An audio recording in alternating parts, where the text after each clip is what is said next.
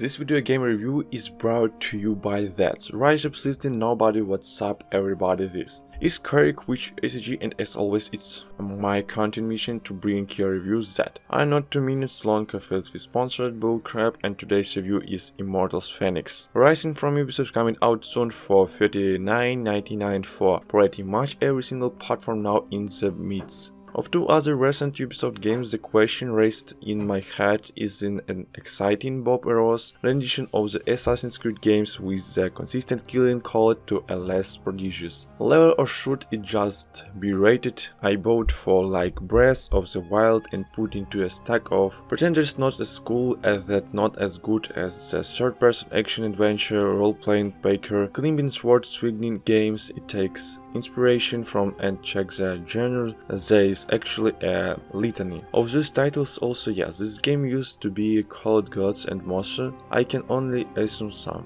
Twitter account showed that shitty name games were somehow underspent currently, and they tended to cancel Ubisoft, so they straight up stuck with Fenyx Rising. But it's not the only crappy name game out there, and we have seen him do well, so let's see if it's a bit above all that. If you guys like the video, I would love for you to subscribe. Stay tuned, we have got Cyberpunk reviews, as well as another PS5 and Xbox Series X giveaway. So here's my review for Immortals Fenyx Rising. Fickle got classic mods and the importance of stretching your gateway knobs graphics are first. I don't think it's an exaggeration to say that sometimes Ubisoft games can feel like the digital form of cinematic situation. Half the time their actions are repeated so much they lose all meaning, and you are like the guy saying the word park over and over and over again because it's lost all meaning, except here you are on all 15th versions of the towers watching a spinning camera. Chopped up a bird as to show you that you have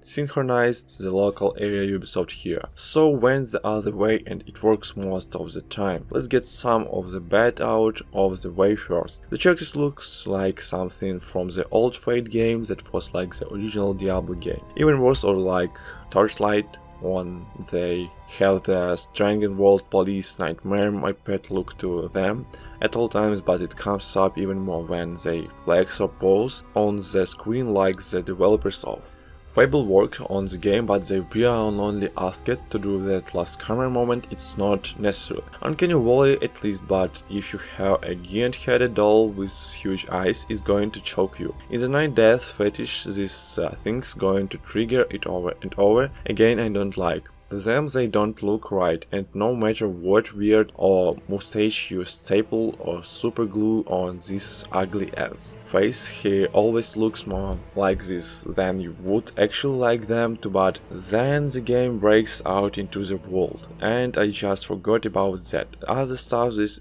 exactly what I was hoping for and betting completely against. If the precious of Fenyx is Zelda, Assassin's Creed, Fable and other, then at the very least it has to find a place for itself in offering wonder at momentary conventions again and again and again, and at least equal to some of those titles. It's not the highest detail when it comes to textures, it's far more of the wow in the current date color scheme as well, but it's also this refreshing antithesis of Valhalla's brown-green diatribe against color. Just looks like the people who had to work on the Assassin's Creed games in the past all got money to buy new monitors and figured out what the color gamut was, and just exploring the world it was impossible to not relish in the landscape stretching out beside you, around you as your right to capture deer across the grate, and the main bad guy who lived in a volcano blushes out of fancy tap dancing where for you to fight at the entry world changes to an overcast cloudy bloody red day, and he is just in the background logging menacingly. On first glance sure it could look generic, and those characters' faces do it no favors, but man, it's got the rocks. When it comes to everything else, including the animation for battle death, are more dynamic and they currently ledger in their field